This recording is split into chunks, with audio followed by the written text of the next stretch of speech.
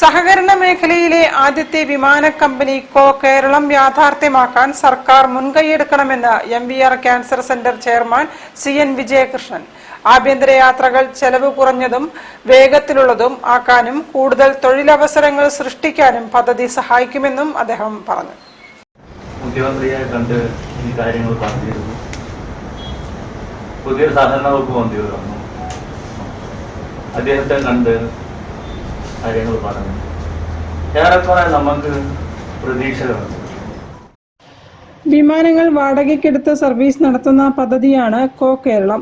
ആദ്യഘട്ടമായി 2 വിമാനങ്ങളാണ് വാടകയ്ക്കെടുക്കുക. നെടുമ്പാശ്ശേരി ആസ്ഥാനമായി നെടുമ്പാശ്ശേരി, കരിപ്പൂർ, കണ്ണൂർ, മംഗലാപുരം, ബാംഗ്ലൂർ, ചെന്നൈ, കോയമ്പത്തൂർ, മധുര എന്നിവിടങ്ങളുമായി ബന്ധിപ്പിച്ചാണ് വിമാന സർവീസ് നടത്തുക. പദ്ധതി നടത്തിപ്പിനായി സഹകരണ മേഖലയിൽ കമ്പനി രൂപീകരിക്കും.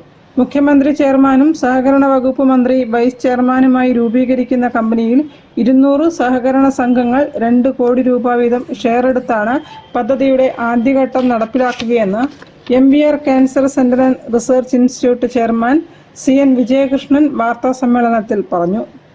സ്പീഡ് റെയിലിന് നമുക്ക് വരുന്ന തുക എന്ന് പറയുന്നത് 50,000-ലും മേലെ കോടി രൂപയാണ്.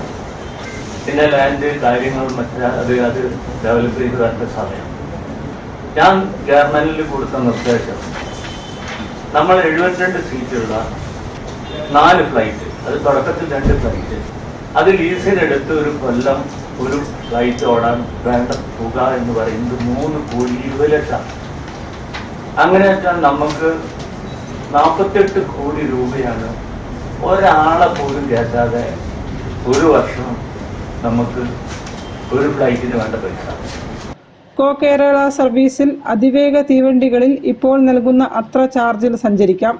സർക്കാരിന്റെ ഭാഗത്തു നിന്നും തത്വത്തിൽ അനുമതി ലഭിക്കുന്നതോടെ ഇതുമായി ബന്ധപ്പെട്ട മറ്റ് നടപടികളിലേക്ക് കടക്കുമെന്നും അദ്ദേഹം വാർത്താ സമ്മേളനത്തിൽ വിശദീകരിച്ചു. News bureau, Kozhikode. ഒരു ഇടവേള കൂടി. ക്യാൻസറിനെതിരെ പൊരുതാനായി കാലിക്കറ്റ് സിറ്റി സർവീസ് സഹകരണ ബാങ്കും MVR ക്യാൻസർ സെന്ററും സംയുക്തമായി അവതരിപ്പിക്കുന്ന ക്യാൻസർ ചികിത്സാ സഹായ പദ്ധതിയാണ് മാസ് കെയർ. മിഠായി തെരുവിലെ ഖാദി ഗ്രാമോദ്योग എംപോറിയം അങ്കണത്തിൽ